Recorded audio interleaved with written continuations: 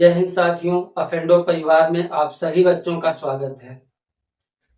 उम्मीद करते हैं आप लोगों की पढ़ाई बहुत अच्छी चल रही होगी। एनटीपीसी का जो एग्जाम है बहुत ही नजदीक है, उसके लिए आप बहुत अच्छे से मेहनत करते रहे। हमारी जो सीरीज चल रही थी वंदे भारत सीरीज, आज उसका तीसरा दिन है, तीसरी क्लास है, आज उसकी तीसरी क्लास है। आइए हम सीधा समय न बर्बाद करते हुए सीधा क्वेश्चन की तरफ चलते हैं। देखिएगा पहला क्वेश्चन। देखिएगा पहला क्वेश्चन, आनंद और भरत की वार्षिक आय 3:5 के अनुपात में है। अगर हम बात करें आनंद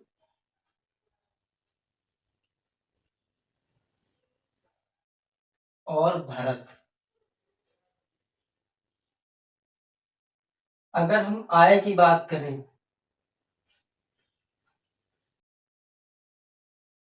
जो आय इसकी दे रखी, आनंद की दे रखी है 3 और भरत की दे रखी है 5, और इनके व्यय का जो अनुपात है वो दिया है 1:3। और जो बचत दी है, तो बचत का जो रेशियो दिया है 10,000। देखिएगा आप कैसे करेंगे इस क्वेश्चन को। ये आनंद की आय है और ये भरत की आय है, ये व्यय है और ये बचत है। तो इस टाइप के क्वेश्चन को करने के लिए आप क्या करेंगे, सबसे पहले आप इसको इससे मल्टीपल करा दीजिए, 3 तक का 9, फिर इसको इससे मल्टीपल करा दीजिए, 5 का 9 5, फिर जो है इसको इससे मल्टीपल करा दीजिए, ये कितना आ गया, इसको इससे मल्टीपल करा दीजिए, ये कितना आ गया 10,000। उसके बाद आपको कुछ नहीं करना है, सिर्फ अंतर देख लो। इसका अंतर कितने का है भाई, 4 का। इसका अंतर कितने का है भाई, 30। अब आपको पता है कि 4 बराबर वैल्यू कितनी दे रखी है, 20,000। 1 बराबर वैल्यू कितनी आ जाएगी, 5,000। बस उसके बाद आपसे कह रहा था कि भरत की वार्षिक आय बताइए, तो भरत की वार्षिक आय कितनी दे रखी है भरत की, 5, तो इसको 5 से मल्टीपल करा दो, कितना आंसर आ जाएगा, 25,000। यही तुम्हारा आंसर है। अगर आनंद की वैल्यू पूछता तो इसको हम 3 से मल्टीपल करा देते हैं। क्वेश्चन समझ में आया होगा, एक बार फिर समझ लो क्वेश्चन को। आय जो है ये दे रखी है, वह ये दे रखा है, बचत ये दे रखा है, इसको आप गुणा करा लीजिए। 3 तरह का 9 और 5 आ गया। यहाँ पे 3 को 10,000 से कराया तो ये हो गया 3,000, इसको कराया तो ये हो गया 10,000। अंतर देख लिया, अंतर है 4 का, यहाँ पे है 20,000 का। 4 बराबर 20,000, 1 बराबर कितना आ गया 5,000 को 5 से मल्टीपल कराया तो आ गया 25,000। 5 से मल्टीपल इसमें कराया क्योंकि भरत की आय पूछ रहा था, तो यहाँ पे 5 हो गया। क्वेश्चन नंबर नेक्स्ट देखिएगा। क्वेश्चन कह रहा है कि जब 37 इंटू 43 इंटू 51 को 7 से विभाजित किया जाता है तो शेष फल कितना बचता है। तो आप ध्यान दो, अगर हम 7 को 37 से तो दूसरा क्वेश्चन देखिएगा। अगर हम ध्यान दें, यहाँ पे दिया है 37, 7 से डिवाइड करना है, तो यहाँ पे रिमाइंडर कितना बचेगा। तो यहाँ पे देखो 7 चौक 28, 7 पन्ना 35, 5 बार गया, यहाँ पे कितना आ गया 35। रिमाइंडर कितना बचा, 2 रिमाइंडर बचा, तो यहाँ पे कितना आ जाएगी वैल्यू 2। 7 चौक 28, 7 छंग 42, रिमाइंडर कितना बचा 1। 7 7 49, रिमाइंडर कितना बचा 2। भाई मल्टीपल करा लो, 2 दूना 4। इसमें जो राइट आंसर होगा 4 ऑप्शन राइट होगा, यानी कि जो शेषफल बचेगा वो 4 बचेगा। इसका जो ऑप्शन नंबर 2 है वो बिल्कुल राइट आंसर है। बात आपको समझ में आई होगी। क्वेश्चन नंबर नेक्स्ट ये देखिएगा। क्वेश्चन कह रहा है कि 20% प्रतिवर्ष की दर से 3 वर्ष के लिए चक्रवृद्धि ब्याज और साधारण ब्याज का जो बीच का अंतर दिया है वो 160 रुपए है। तो मूलधन निकालना है कि मूलधन कितना होगा। तो आपको पता होता है इसके दो फार्मूले आपको याद होना चाहिए। कभी आपसे 3 वर्ष का अंतर पूछता है और कभी आपसे 2 वर्ष का अंतर पूछता है। तो आपको पता होना चाहिए CI/SI का जो डिफरेंस होता है 2 वर्ष के अंतर का फार्मूला जो होता है वो कुछ इस प्रकार से होता है। अगर कभी बात करें 2 वर्ष के अंतर का फार्मूला क्या होता है, तो होता है इसका डिफरेंस बराबर यानी कि अंतर बराबर P इंटू R/100 का होल स्क्वायर। ठीक है, तो अगर यही चीज CI/SI अगर यही चीज 3 वर्ष के अंतर का फार्मूला पूछे तो 3 वर्ष के अंतर का फार्मूला क्या होता है, डिफरेंस बराबर यानी कि अंतर बराबर P इंटू R/100 का स्क्वायर इंटू 300 प्लस R/100। ये आपको पता होना चाहिए CI और SI का 2 वर्ष का अंतर और 3 वर्ष का अंतर। 2 वर्ष के अंतर का जो फार्मूला होता है डिफरेंस बराबर P इंटू R² R/100 का होल स्क्वायर। उसके बाद 3 वर्ष के अंतर का जो फार्मूला होता है P इंटू R/100 का होल स्क्वायर 300 प्लस R/100। अब यहाँ पे जो तुम्हारा क्वेश्चन दिया था, क्वेश्चन ये कह रहा था कि 20% प्रतिवर्ष की दर से 3 वर्ष के लिए चक्रवृद्धि ब्याज और साधारण ब्याज का जो अंतर है। भाई अगर मैं बात करूं चक्रवृद्धि ब्याज और साधारण ब्याज का जो अंतर दिया है यानी कि डिफरेंस दिया है वो कितना दिया है तुम्हारे पास 160। उसके बाद आपको मूलधन निकालना है यानी कि P यहाँ पे आपको जो है निकालना है इंटू R का मान कितना दिया है 20% यानी कि R 2 बार लिख लो 20/100 और 100 इंटू 300 प्लस R यानी कि 300 प्लस 20/100।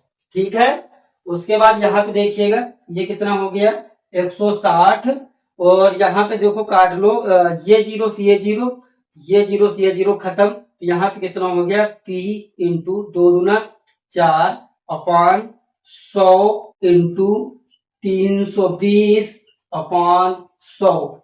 यहाँ पे देखो भाई ये जीरो से ये जीरो खत्म होगा 16 दूना 32, ये दो यहाँ पे खत्म और फिर 4 25वां 100 और 2 पंची 10 25 पंचे 125 जो कि तुम्हारा राइट आंसर होगा 1250। ऑप्शन नंबर 3 बिल्कुल राइट आंसर है। ये क्वेश्चन आपके एग्जाम के लिए बहुत ही जरूरी है, आपको पता होना चाहिए 2 वर्ष का अंतर 3 वर्ष के अंतर का फार्मूला। आप इनको जो है पेपर जब देने जाए एक बार इसको देख के जाए क्वेश्चन को ताकि फार्मूला याद रहे।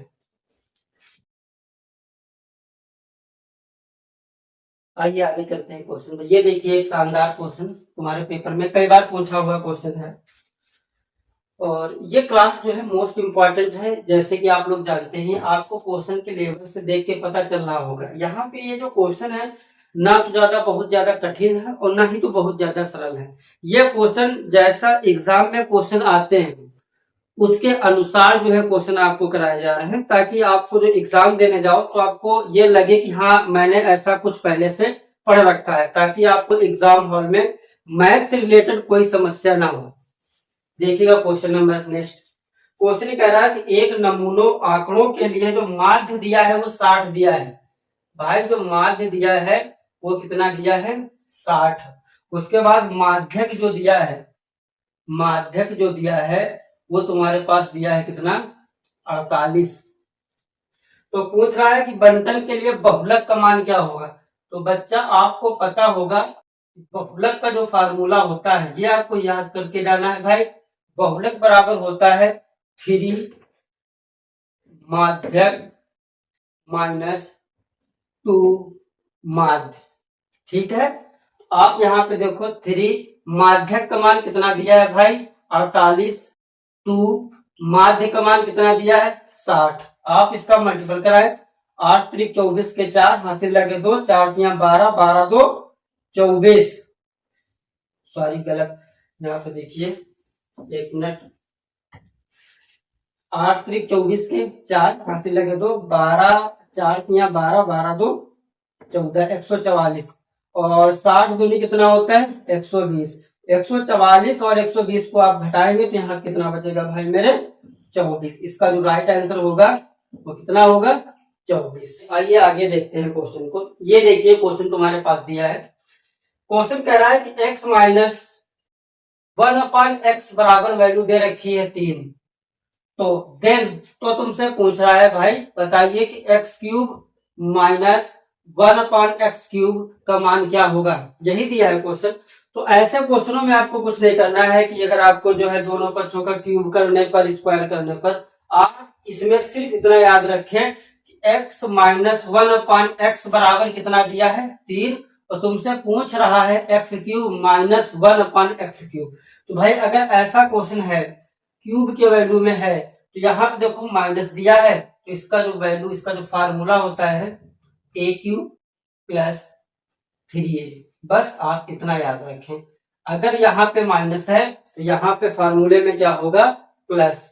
आपको पता है A का मान कितना दिया है 3 तो यहाँ पे 3 की पावर भाई कितनी हो जाएगी 3 प्लस 3 और A का मान कितना दिया है 3 और 3 का क्यूब कितना होता है तुम्हारे पास 27 प्लस 3 तरह का 9 और 27 और 9 कितना होता है 36।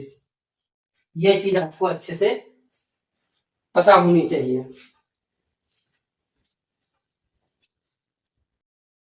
नेक्स्ट क्वेश्चन देखिएगा, इंपॉर्टेंट क्वेश्चन है। कह रहा है कि 5 घंटिया पूर्वाहन 9 बजे एक साथ बजना शुरू होती हैं। वे 12 सेकंड 18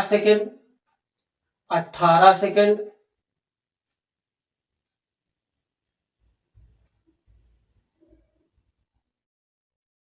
24 सेकंड 36 सेकंड 45 सेकंड के अंतराल में बजती हैं। घंटियां पुनः किस समय एक साथ बजती हैं? यानी कि पहली बार जब 5 घंटियां 9 बजे बजी थी उसके बाद ये 12 सेकंड 18 सेकंड 24 सेकंड 36 सेकंड और 45 सेकंड के अंतराल पर बजती हैं। तो घंटियां पुनः किस समय एक साथ बजेंगी? तो ऐसे क्वेश्चन में करने के लिए आप सबसे पहले भाई इसका देख लीजिए एलसीएम। ठीक है, एलसीएम लोगे आप यहाँ पे देखो कितना होगा 6 9 1 2 1 8 45 के कटने वाला है। फिर देख लीजिए कितना 2 से ही ले लो 2 3 6 9 6 और 9 45 और फिर 2 से 3 9 3 9 45 फिर 3 से भाई देखो 1 3 1 3 15 फिर 3 से देखो भाई 1 1 1 1 3 5 15 फिर 5 से देख लीजिए 1 1 1 कट गया। तो यहां पर अगर आप देखोगे इसका मल्टीपल कराओ देखो 5 तिया 15 और 15 दूना 30 30 दूनी 60 और 60 तिया 60 दूना 120 और 120 तिया 360 आ गया भाई। 360 आने के बाद जो है इसको आप चेंज कर दीजिए सेकंड में 60 से भाग दे करके। तो भाई यहाँ पे कितना आ जाएगा 6 से 6 खत्म सही है 6 36 यहाँ कितना आ गया 6 मिनट भैया आपको लगे हैं पहली बार जब बजे थे 9 बजे। अब जो घंटियां एक साथ बजेंगी वो कब बजेंगी भैया 9:06। यही आंसर है आपका। ऑप्शन नंबर जो है वो तुम्हारा होगा 2। चलिए नेक्स्ट आगे क्वेश्चन देखते हैं। क्वेश्चन दिया है कि 77 सेमी 110 सेमी और 121 सेमी लंबाई की 3 धातु छड़ों के समान लंबाई के भागों में काटा जाना है। प्रत्येक भागों यथासंभव लंबा होना चाहिए। काटे जा सकने वाले टुकड़ों की अधिकतम संख्या कितनी होगी? बच्चा एक चीज आपको पता होना चाहिए, अगर आपको कभी भी अधिकतम कहे तो ये समझ लो आपको मासा निकालना है। अगर कम से कम कहे तो ये समझ लीजिए आपको जो है एलसीएम लेना है। तो आप जैसे ही देखोगे यहाँ पे कितना दिया है 77 110 सेमी और 121 सेमी। भाई इसका मासा ले लो, भाग से मासा आपको पता होगा, तरीके बहुत है, आप इसका डिफरेंस लगा करके आप जो है मासा निकाल सकते हैं, बट आप बेसिक से जो है आप लगाने में कोई दिक्कत नहीं है। यहाँ पे 77 दिया है, 110 भाग दीजिए, कितनी बार जाएगा, एक बार। यहाँ पे रिमाइंडर देखिए कितना बचेगा, यहाँ पे हो जाएगा 3 और यहाँ पे हो जाएगा 3। उसके बाद दिया है कितना, 77। 33 गुना कितना होता है, 66। यहाँ पे कितना बचेगा, 11। फिर यहाँ से कितना लेंगे भाई, 33। 11 तिया 33। जहां पे पूरी पूरी वैल्यू काट दे, समझ लो वही तुम्हारा मासा है। यहाँ पे जो इसकी वैल्यू आई है वो कितनी आई है भाई, 11। अब कह रहा है कि प्रत्येक यथासंभव लंबे होने चाहिए काटे जा सकने वाले टुकड़ों की अधिकतम संख्या बतानी है। तो आपको भाई मेरे कुछ नहीं करना है, जितना भी मासा आया है आप इसको भाग दे दो, इसको 11 से, इसको 11 से, इसको 11 से। अगर भाई हम काटेंगे 11 सते 77 और यहाँ पे 11 का नम 11 10 आ गया और यहाँ पे 11 11 121, यहाँ पे आ गया 11। तो आपको भाई पता है 10 7 17 और 17 11 कितना होता है,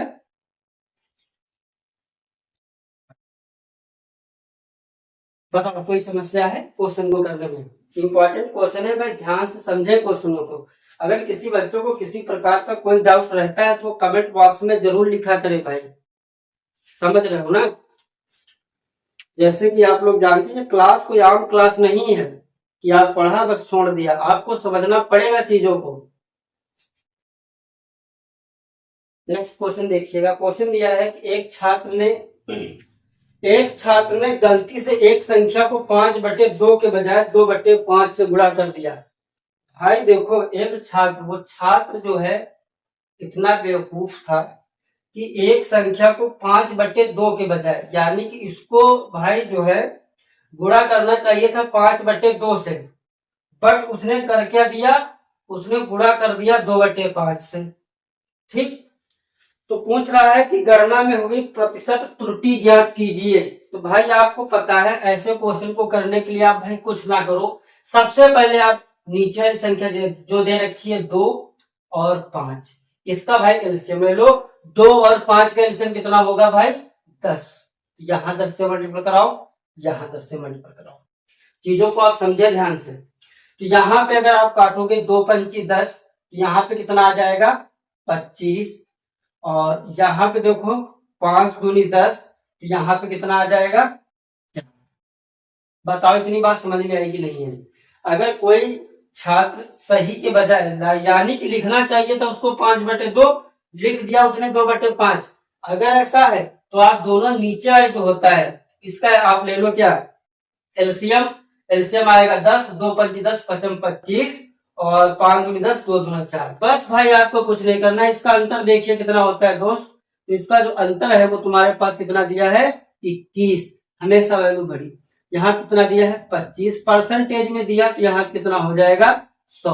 तो 25 चक 100 और 21 चक कितना होता है 84, यानी इसका जो राइट आंसर होगा वो 84 होगा।